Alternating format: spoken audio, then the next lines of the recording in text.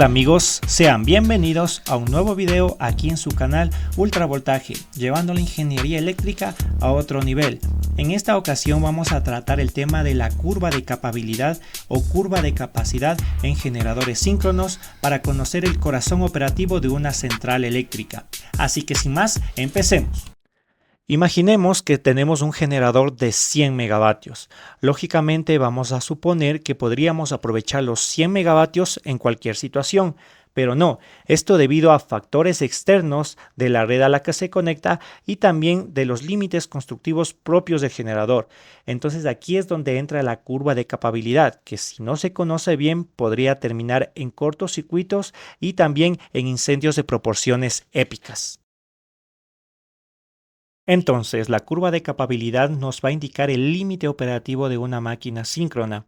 Aunque existen dos presentaciones, yo les voy a indicar la que tiene la potencia activa en el eje y la potencia reactiva encargada de mantener voltajes y también magnetismo en el eje X, siendo esta dividida en dos estados: el estado de sobreexcitación, que es cuando se entrega reactivos, y el estado de subexcitación, cuando se absorbe los reactivos, ¿no? Entonces, en la parte azul podemos ver en la línea recta el límite del motor primario, el cual es el tope de la potencia activa. Es un límite de potencia activa que no importa cuánto magnetismo tenga el generador, no puede dar más potencia de la que la turbina es capaz de entregar mecánicamente. Mientras que en el lado derecho tenemos el límite del rotor, o en el estado sobreexcitado, el cual nos indica que entregar muchos reactivos calienta el rotor por exceso de corriente de campo, y si nos acercamos más a los límites sobreexcitados vamos a tener daños térmicos graves en el bobinado. Tenemos el estado de subexcitación. Aquí es donde se absorben reactivos, y si bajamos demasiado la corriente de excitación se pierde fuerza magnética y la máquina perderá sincronismo o perderá estabilidad y se desconectará de la red. Entonces, esta forma compleja de la curva de capabilidad de generadores nos indica que existen tres límites físicos que no se pueden ignorar. Si nos salimos de estos, principalmente existirá sobrecalentamiento. Los límites críticos son el límite del rotor, que si se requiere demasiada potencia activa inducida, el devanado del rotor se calentará y el aislamiento se derrite, terminando en cortocircuitos, como les había mencionado. También existe el límite del rotor, que debido a excesiva corriente de armadura, el efecto Joule se hará presente igualmente, provocando pérdida de aislamiento. Y por último, el límite más crítico, que sería el límite de subexcitación, en donde se absorben demasiados reactivos y si se baja demasiado el flujo magnético se vuelve inestable y la máquina pierde sincronismo. Como les había mencionado, se desconectaría de la red. Lo que la curva de capabilidad nos indica es que el generador no es una fuente infinita, sino que si se requiere más potencia activa, tenemos que sacrificar potencia reactiva y también viceversa. Todo se reduce a una pelea entre el calor producido por el efecto Joule y también la estabilidad magnética.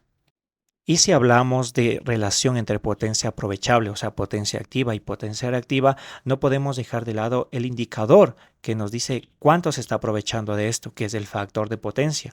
Y en la curva nos muestra que a medida que el factor de potencia se sale de la unidad, la capacidad de entregar potencia aprovechable disminuye para no sobrecalentar la máquina.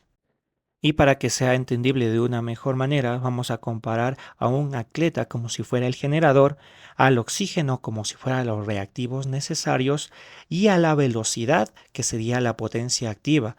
Si es que se disminuye la capacidad de reactivos, obviamente también disminuirá la velocidad. Pero si es que se quiere mantener una velocidad constante con menos reactivos, obviamente el atleta se va a cansar. En este caso, el generador se va a sobrecalentar y va a colapsar en cierto punto. Y como ejemplo práctico, les presento la curva de capabilidad que tienen los generadores de la Central Hidroeléctrica Cerro del Águila, ubicada en Perú. Para este ejemplo vamos a utilizar la curva que sería en el voltaje nominal, sería de los 13.800 voltios, ¿sí? Podemos apreciar la potencia activa en por unidad, al igual que las potencias reactivas, y también los estados sobreexcitado y subexcitado. Ahora, los datos anteriores los vamos a ingresar en un ejemplo en DeSilent Power Factory 2024. Es un ejemplo sencillo. que cuenta con el generador, una línea con resistencia bastante despreciable, la verdad, y una carga que se irá variando conforme a las necesidades del escenario en el que vamos a utilizar. ¿Sí? El generador es un generador de 201.35 MVA, 13.8 y un factor de potencia de 0.85, que son las características nominales del generador de las centrales hidroeléctricas Cerro del Águila. También tenemos la curva de capabilidad, ¿sí? Ingresada en función de los valores que les había mencionado anteriormente. Así es como se ingresa la curva. Se pone seleccionar nueva curva y se crea este tipo de escenario. Entonces, como primer punto, vamos a seleccionar con potencias dentro de los límites, ¿sí? Potencias relativamente pequeñas, de 120 megavatios a 50 MVA reactivos. Entonces, corremos flujos de potencia, ¿sí? Y como pueden ver, el generador está a un 65% de cargabilidad. Entonces, no tenemos razón para alarmarnos. Aquí se muestra la dirección de la potencia reactiva, perdón, vamos a poner la dirección de la potencia activa y como pueden ver, incluso los voltajes se mantienen en los estándares adecuados, ¿no? Igualmente el factor de potencia se mantiene en 0.92, lo que nos indica que estamos aprovechando bastante bien la potencia activa. Pero ¿qué pasa si es que hacemos el siguiente escenario? Si es que nosotros aumentamos la potencia activa, vamos a aumentarla. Recuerden que los límites anteriores, según la gráfica en lo que nosotros ingresamos, ¿sí? Los límites de potencia activa serán hasta con un factor de potencia 1, sería hasta 201.35. Entonces, vamos a mantenernos en los límites de potencia reactiva, pero nos vamos a salir de los límites de potencia activa, que en este caso podemos poner unos 280 megavatios y lo vamos a correr con flujos de carga. Y como pueden ver, nos mantenemos dentro de los reactivos necesarios. Sin embargo, estamos sobrecalentando al generador en un 144%. Incluso la línea al requerir la mayor cantidad de corriente, ¿no? Entonces, ese sería como primer punto. En cambio, ¿qué pasa si es que estamos dentro de los límites de potencia activa? Sin embargo, nos salimos de los límites de la potencia reactiva. Vamos a simular un estado sobreexcitado que, recuerden, según la curva, en un estado sobreexcitado el límite podría ser entre 157.1. Entonces vamos a salirnos de ese punto, ¿no? En potencia activa nos mantenemos bien, en potencia reactiva vamos a salirnos en un 180 megabar y lo simulamos. Sí, como pueden ver, ya nos salimos, estamos en un estado sobreexcitado, estamos entregando demasiados reactivos y también se produce un calentamiento de los devanados, ¿sí? Este generador está en una cargabilidad ya superando el 100%, ¿no? Igualmente, la corriente, si bien el anterior tenía 12 kiloamperios, este tiene 9 kiloamperios, entonces es un poco relativo, ¿sí? Lo que se puede ver que la corriente está sobrecalentándose. Entonces, igual el factor de potencia, como pueden ver, baja bastante, ¿sí? A 0.55. Y como último escenario, vamos a hacerlo en un límite de. Y también quiero que verifiquen esto. La dirección de la potencia reactiva, ¿sí? La dirección de la potencia reactiva se mantiene porque está entregándola, pero ¿qué pasa si es que ahora, por características de la carga, se tiene un